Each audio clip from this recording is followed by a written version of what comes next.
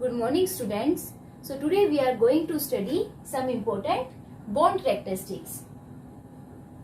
इस चैप्टर में बेसिकली हम डिफरेंट थ्योरीज पढ़ रहे हैं that how a bond is formed. ठीक है, तो हमने अभी तक किया that Lewis theory, VSEPR theory and valence bond theory. ठीक है, so according to Lewis theory a bond is formed between two atoms to complete their octet और डुप्लेट. ठीक है, तो अब जब भी बॉन्ड बनेगा तो उसकी जो इंपॉर्टेंट कैरेक्टरिस्टिक्स होंगी that first is bond length which is represented by D. So when two atoms come close together,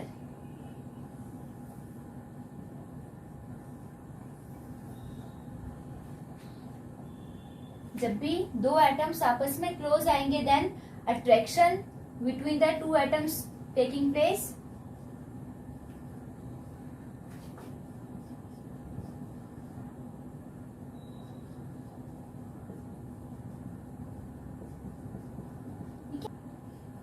So, जितनी ज्यादा अट्रैक्शन होगी because of attraction potential energy start decreases, और जितनी ज्यादा पोटेंशियल एनर्जी डिक्रीज होगी उतनी ज्यादा स्टेबिलिटी होगी.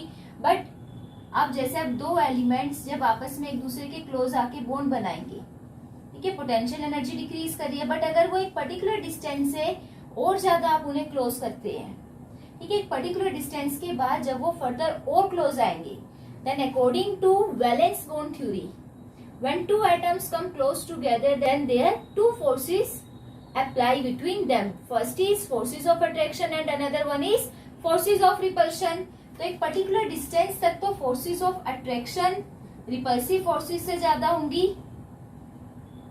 और जब हम उस डिस्टेंस से और ज्यादा एलिमेंट्स को क्लोज लाएंगे तो उनमें सेम चार्जेस भी क्लोज आएंगे. Valence shell contain electrons and at the center there is positive charge nuclei.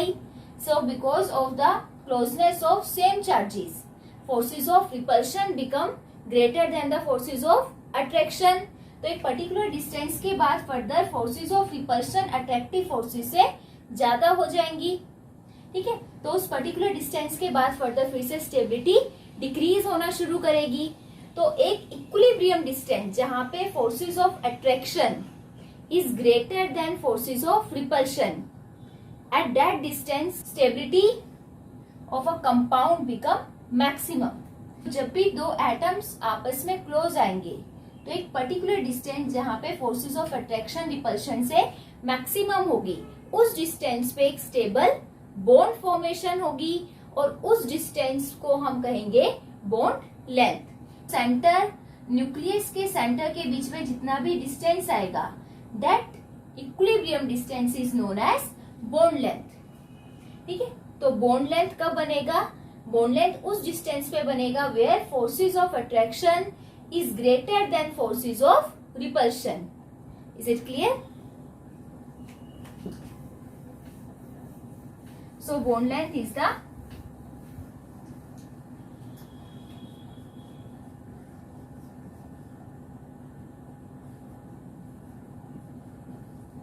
equilibrium distance between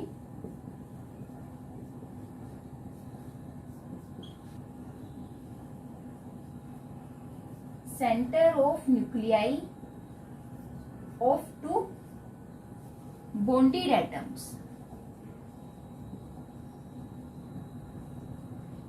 That is known as bond length. तो कोवलेंट बॉन्ड के केस में शेयरिंग होगी. हमें पता है जो बॉन्ड है, बॉन्ड डिफरेंट डिफरेंट टाइप्स के होंगे. Covalent bond, ionic bond, metallic bond.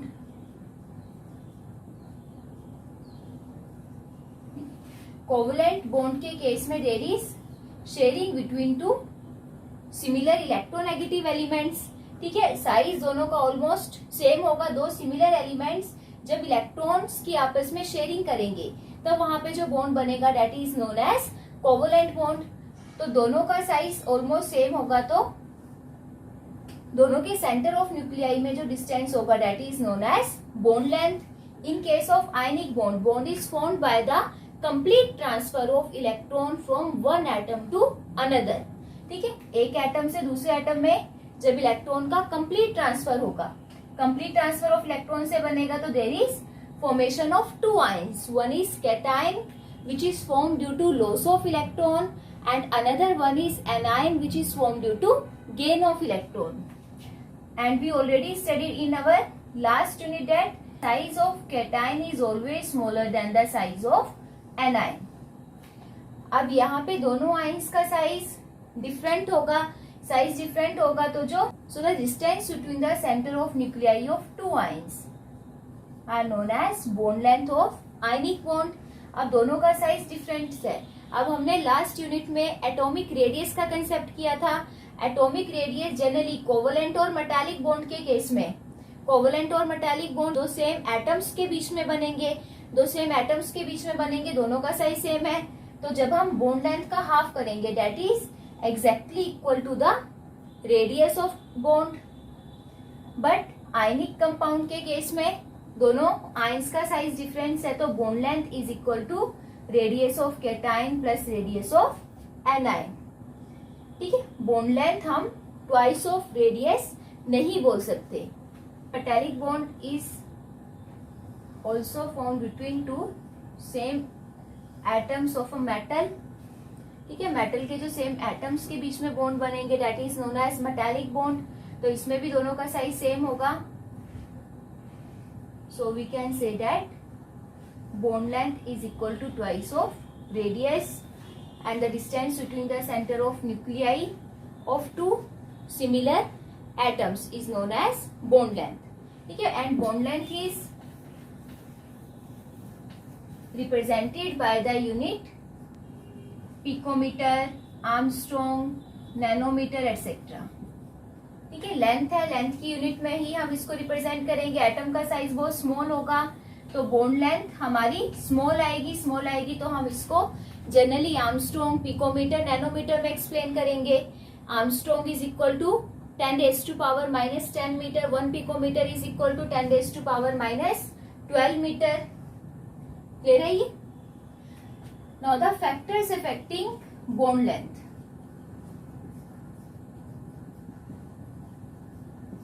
अब कौन कौन से फैक्टर बॉन्ड लेंथ को इफेक्ट करेंगे? सबसे फर्स्ट साइज ऑफ एटम,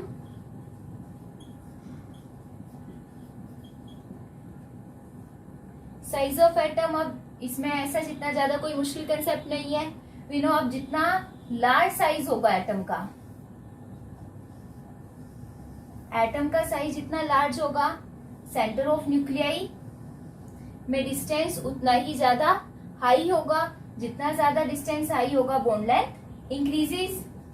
अगर हमारे एटम्स का साइज स्मॉल है तो distance between their centre of nuclei is also small, तो बॉन्ड लेंथ भी स्मॉल होगी। तो साइज ऑफ एटम के bond length directly proportional.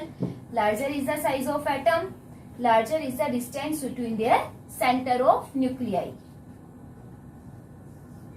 Second, multiplicity of bond. Multiplicity of bond आ जाएगा हमारा in case of covalent compounds.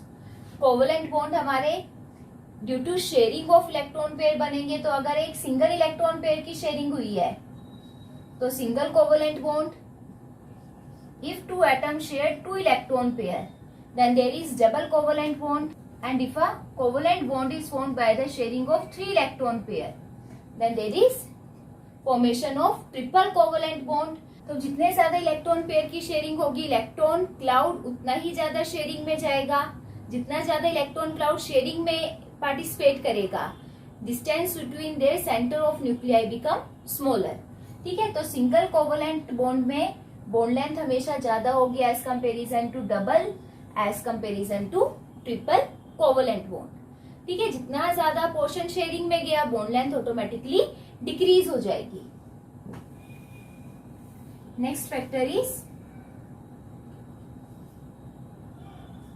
Percentage of S character. S character हम calculate करेंगे in case of hybridisation. Hybridisation का topic आपका next topic आएगा, but ये हमने थोड़ा सा डिस्कस किया हुआ है डेट हाइब्रिडाइजेशन बेसिकली 3 टाइप की होगी, sp, sp2, sp3। तो हमें पता है साइज एस ऑर्बिटल का सबसे स्मॉल होगा, because S orbital are closer to the nucleus. कोई भी ऑर्बिटल न्यूक्लियस के जितना क्लोज है उसका साइज ऑटोमेटिकली डिक्रीज हो जाएगा। तो size of S orbital is smaller than P, P smaller than D, D smaller than F. Clear है ये? तो यहाँ से sp, sp2 और sp3 हाइब्रिडाइजेशन में s का करेक्टर कितना है? In case of sp hybridisation there are total 2 orbital, 1 s and 1 p। तो out of 2 orbital 1 orbital is s, तो s करेक्टर कितना आ जाएगा? 50%। sp2 में there are total 3 orbital, 1 s and 2 p। तो 3 में से एक ऑर्बिटल s का है, तो s करेक्टर कितना हो जाएगा? 1/3 into 100, that is around 33.3%। sp3 में there are total 4 orbital, 1 s and 3 p orbital. तो out of 4 orbital 1 orbital belongs to s, तो यहाँ पे 1/4 इंटू 100, s करेक्टर बिकम 25%। तो जितना ज्यादा s करेक्टर होगा, valence electron become more closer to the nucleus. Valence electron nucleus के जितना ज्यादा क्लोज होंगे, न्यूक्लियस से वैलेंस शेल तक का डिस्टेंस उतना ही डिक्रीज होगा, एटॉमिक साइज उतना ही डिक्रीज करेगा, बॉन्ड लेंथ डिक्रीज होगी। ठीक है, तो sp हाइब्रिडाइजेशन के केस में बॉन्ड लेंथ स्मॉल होगी देन sp2, और सबसे ज्यादा मैक्सिमम बॉन्ड लेंथ आएगी sp3 हाइब्रिडाइजेशन के केस में। Is it clear? Next is bond enthalpy. Next bond characteristic, bond enthalpy और बॉन्ड डिसोसिएशन एनर्जी या simply bond energy.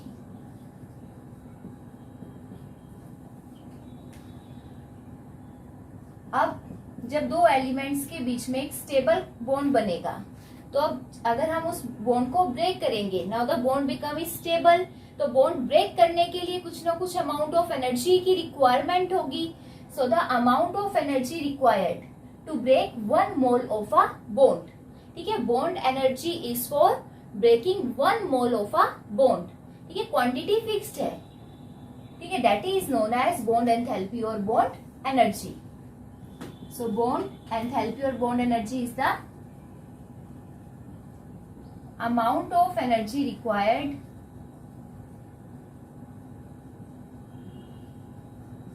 to break 1 mole of a bond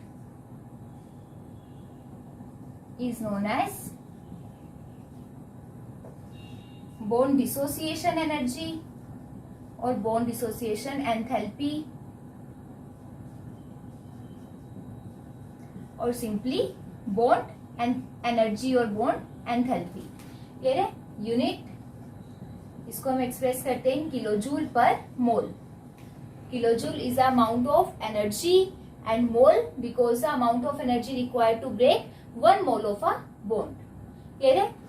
तो जितना ज्यादा स्ट्रॉन्ग बॉन्ड बनेगा between the 2 atoms, ठीक है, बॉन्ड की स्ट्रेंथ जितनी ज्यादा हाई होगी, उसको ब्रेक करने के लिए भी हमें उतनी ज्यादा अमाउंट ऑफ एनर्जी रिक्वायर्ड होगी। ठीक है, तो bond enthalpy is directly proportional to the strength of bond. Bond energy की वैल्यू जितनी ज्यादा हाई है, दैट मीन्स बॉन्ड स्ट्रेंथ उतनी ही ज्यादा हाई है। ठीक है, now the factors affecting the bond enthalpy.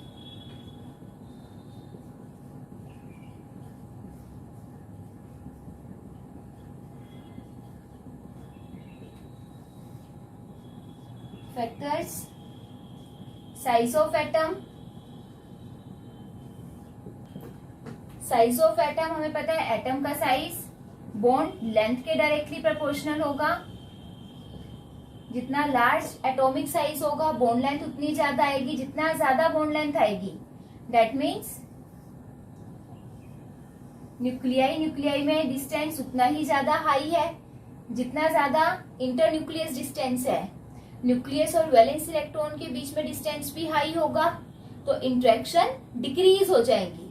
ठीक है, जितना ज्यादा लार्ज साइज का एटम होगा, इंटरेक्शंस उतनी ही डिक्रीज होगी। इंटरेक्शन डिक्रीज होगी तो बॉन्ड को ब्रेक करने के लिए भी required less amount of energy, so bond energy become small.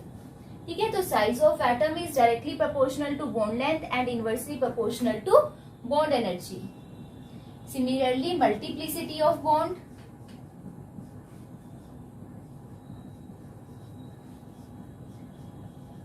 अब जितनी ज्यादा मल्टीपल कोवलेंट बॉन्ड होंगे, multiple covalent bond are inversely proportional to bond length, जितने ज्यादा मल्टीपल कोवलेंट बॉन्ड बनेंगे इलेक्ट्रॉन पेयर की शेयरिंग उतनी ही ज्यादा होगी, जितनी ज्यादा शेयरिंग होगी डिस्टेंस डिक्रीज होगा, बॉन्ड लेंथ कम होगी, बॉन्ड लेंथ कम होगी तो बॉन्ड एनर्जी इंक्रीज करेगी।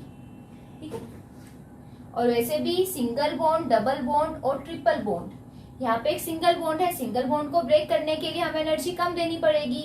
डबल बॉन्ड में हमें दो बॉन्ड्स को ब्रेक करना है तो एनर्जी की अमाउंट भी डबल होगी। ट्रिपल में एनर्जी भी आपको इंक्रीज करनी पड़ेगी, तो जितनी ज्यादा मल्टीप्लिसिटी होगी बॉन्ड एनर्जी उतनी ही ज्यादा हाई होगी। Next factor is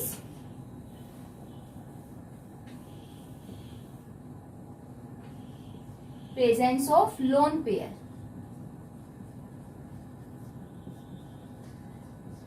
Now we know that in case of lone pair there is more repulsion. ठीक है, now we know that lone pair represent the unshared electron pairs. ठीक है, lone pair हम unsaid electron pair को कहेंगे, unsaid electron pair है तो दे show मोर repulsion. जितने ज्यादा लोन पेयर होंगे रिपल्शन उतनी ही ज्यादा होगी, जितनी ज्यादा रिपल्शन होगी स्टेबिलिटी डिक्रीज होगी, स्टेबिलिटी डिक्रीज होगी तो बॉन्ड स्ट्रेंथ भी डिक्रीज होगी, बॉन्ड स्ट्रेंथ डिक्रीज होगी, so we required less amount of energy to break that bond. ठीक है, तो लोन पेयर जितने ज्यादा हाई होंगे, higher is the lone pair, lower is the bond energy. So अगर हम कंपेयर करें in case out of nitrogen, oxygen and fluorine, nitrogen molecule में नाइट्रोजन एटम्स के पास triple bond and both the nitrogen atom contain one lone pair. In case of oxygen molecule there is double bond between two oxygen atom and both carry two lone pair. And in case of fluorine molecule there is single covalent bond between two fluorine atom and they carry triple lone pair. ठीक है, तो जितने ज्यादा lone pair होंगे repulsion increase करेगी, repulsion increase करेगी तो bond strength decrease होगी और बॉन्ड ब्रेक करना हमारे लिए इजी हो जाएगा। सो सबसे ज्यादा बॉन्ड एनर्जी किस केस में होगी, नाइट्रोजन के केस में, then oxygen, then fluorine, because F2 molecule contain maximum number of lone pair. Clear है ये?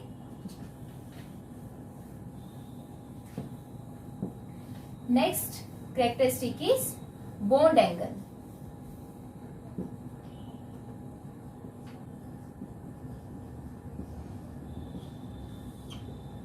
Bond angle now we discussed in Vesper theory that when covalent bond is formed by the sharing of their electron pair, then electron pair sharing occur in a particular direction which determine the shape of that molecule. According to Vesper theory, if covalent molecule contain two electron pair, then its geometry become linear. If it contain three electron pair, then its geometry become triangular planar.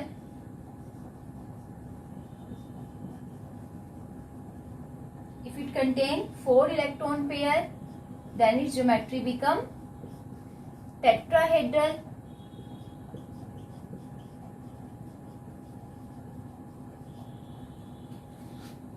तो geometry को explain करने के लिए हर एक जो electron pair है एक particular direction में शेयर करेगा और जो इलेक्ट्रॉन पेयर की डायरेक्शन है उसको हम सॉलिड लाइन से रिप्रेजेंट करते हैं, दैट इज कोवलेंट बॉन्ड।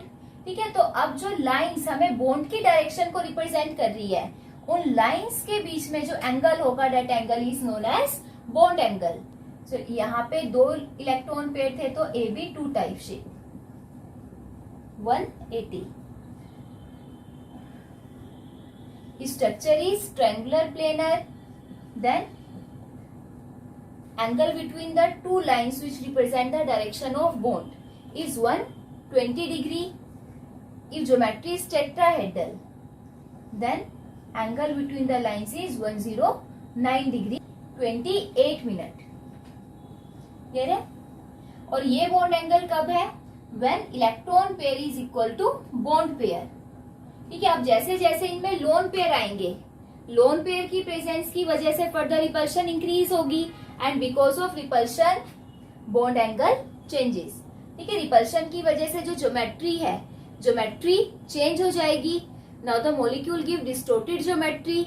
अगर ज्योमेट्री चेंज होगी, कुछ ना कुछ डायरेक्शन में चेंज आएगा, तो उससे बॉन्ड एंगल भी चेंज हो जाएगा. Like if in case of tetrahedral geometry, अगर हमारे पास 3 बॉन्ड पेयर है और 1 lone pair, like in case of ammonia molecule, then because of the presence of lone pair, तो lone pair bond pair repulsion high होगी. तो lone pair क्या करेगा? वो इस बॉन्ड पेयर को भी इस तरफ मूव करेगा, रिपेल कर रहा है, और इधर से भी बॉन्ड पेयर को रिपेल करेगा. अब 2 बॉन्ड पेयर की डायरेक्शन इस टाइप से थी. अब इनके पास एक लोन पेयर है, लोन पेयर दोनों को रिपेल कर रहे हैं. रिपल्शन की वजह से ये एक दूसरे के क्लोज आ जाएंगे. क्लोज आएंगे तो जो बॉन्ड एंगल है वो एक्चुअल टेट्राहेड्रल एंगल से डिक्रीज हो जाएगा और 109 डिग्री से डिक्रीज होकर angle is converted into 107 degree. If there are 2 lone pair, अगर यहाँ पे 4 इलेक्ट्रॉन पेयर में 2 बॉन्ड पेयर है और 2 लोन पेयर, अब 2 लोन पेयर की वजह से रिपल्शन ज्यादा होगी. रिपल्शन ज्यादा होगी तो बॉन्ड और एक दूसरे के क्लोज आएंगे, क्योंकि यहाँ से भी ये लोन पेयर रिपेल कर रहा है, इधर से ये लोन पेयर रिपेल कर रहा है. सो द इलेक्ट्रॉन, जो शेयर्ड इलेक्ट्रॉन पेयर है, they become more close together and it become 104.5 degree. ठीक है. Like in case of water molecule. Is it clear? So bond angle,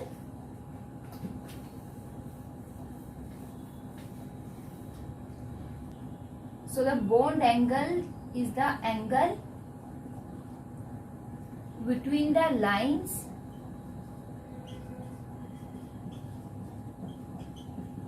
representing the direction of bonds. ठीक है.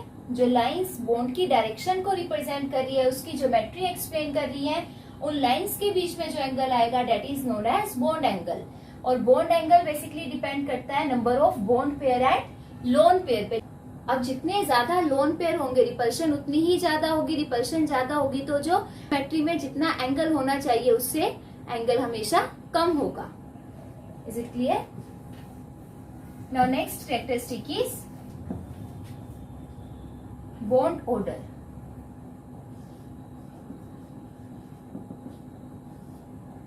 Bond order basically represent the number of bonds present between the 2 atoms. ठीक है. In case of covalent bonded molecule और ions. ठीक है. किसी भी covalent bonded molecule या ion में 2 atoms के बीच में जितने bond present है that is known as bond order. If there is single covalent bond, like in case of fluorine molecule, then its bond order become 1. Oxygen molecule के case में there is 2 covalent bond, तो bond order 2. Nitrogen के case में 3 covalent bond आएंगे तो bond order become 3. 3 से ज्यादा bond order नहीं होगा कभी भी, because bond order represent the number of covalent bond and covalent bond is formed by the sharing of electron pair between the 2 atoms. तो हमें पता है कि जितनी ज्यादा शेयरिंग होगी, न्यूक्लियस आपस में एक दूसरे के क्लोज आएंगे. तो अगर हम 3 इलेक्ट्रॉन पेयर से ज्यादा की शेयरिंग शो करते हैं, अगर 4 इलेक्ट्रॉन पेयर की शेयरिंग शो करेंगे, तो उस केस में further forces of repulsion become greater than forces of attraction. ठीक है. अगर और ज्यादा शेयरिंग करेंगे then electron pair come more close together and they start repelling each other. So in that case a stable bond is not formed. Is it clear? और अगर हमारे पास ऑड इलेक्ट्रॉन पेयर का केस है, odd electron pair जैसे हमने किया था, नाइट्रिक ऑक्साइड के केस में यहाँ पे odd electron pair generally contain 3 electron, so 1 odd electron pair represent half covalent bond. ठीक है, 1 odd electron pair represent the half covalent bond. So in case of nitric oxide, there is sharing of 2 electron pair and 1 odd electron pair. ठीक है, 2 electron pair की sharing से 2 covalent bond और एक odd electron pair है which contain 3 electron and it is equal to half covalent bond. So its bond order become 2.5. और अगर आप आइसो इलेक्ट्रॉनिक स्पीसीज के केस में देखते हो, आइसो इलेक्ट्रॉनिक स्पीसीज क्या होंगे?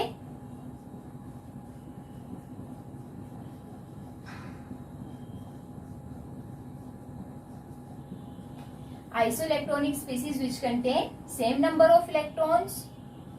ये हमने सारा डिटेल में कर रखा है. What do you mean by iso electron? तो आइसो जितने भी आइसो इलेक्ट्रॉनिक मॉलिक्यूल्स होंगे which contain same number of electron और हैव सेम बॉन्ड ऑर्डर. ठीक है, तो अगर आपको जनरली एमसीक्यू फॉर्म में इसका क्वेश्चन बनता है, आपको एक मॉलिक्यूल का बॉन्ड ऑर्डर गिवन है और 4 ऑप्शन गिवन है और उसमें से ये चेक करना है कि इन चारों में से किसका बॉन्ड ऑर्डर उस मॉलिक्यूल के सेम होगा. तो जस्ट आपको ये चेक करना है कि उस मॉलिक्यूल का आइसो इलेक्ट्रॉनिक मॉलिक्यूल कौन सा है. And iso electronic molecule which contain same number of electrons. Like अगर हम एग्जांपल लें, F2 मॉलिक्यूल के सिमिलर बॉन्ड ऑर्डर किस मॉलिक्यूल का होगा या आयन का होगा. तो F2 molecule total contain electron, fluorine का एटॉमिक नंबर 9, तो 2 फ्लोरीन में टोटल इलेक्ट्रॉन 18 आ जाएंगे. 18 के कोरस्पॉन्डिंग अब फ्लोरीन के आसपास के एलिमेंट्स देखो. फ्लोरीन से पहले आएगा ऑक्सीजन, तो ऑक्सीजन के कोरस्पॉन्डिंग जो मॉलिक्यूल बनेगा that is O2 molecule. O2 molecule contain 16 electron, oxygen के एटॉमिक नंबर 8. एक ऑक्सीजन एटम के पास 8 इलेक्ट्रॉन है, तो 2 के पास कितने होंगे? 16. 18 बनाना है. ठीक है, 16. तो यहाँ पे हमें नंबर ऑफ इलेक्ट्रॉन्स 18 करने हैं.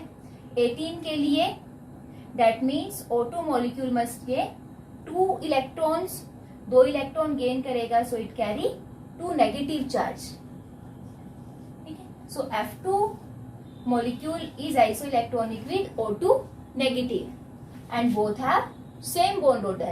दोनों का बॉन्ड ऑर्डर 1 ही आएगा. फ्लोरीन का बॉन्ड ऑर्डर अगर 1 है तो O2 2 negative ion also have bond order 1. Is it clear?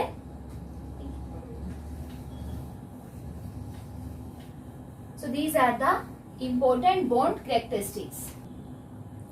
I hope you clear all these bond characteristics. Thank you and have a nice day.